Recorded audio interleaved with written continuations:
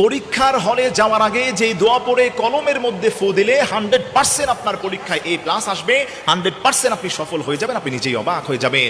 অনেক অভিভাবকরা আমাদের কাছে বলেন, হুজুর কোনো আমল আছে কিনা, আমার সন্তানটা SSC HSC যে কোনো দুনিয়ার পরীক্ষার মধ্যে সামিল হচ্ছে, কোনো আমল আছে কিনা। আমি আপনাকে বলছি, কলমের মধ্যে যদি ফু দিয়ে আমলটা করতে পারেন 100% আপনি A+ পেয়ে যাবেন। এজন্য 1 নম্বর কাজ হতে হবে, পরীক্ষার হলে যাওয়ার আগে 2 রাকাত সালাতুল হাজত নামাজ আপনাকে পড়তে হবে।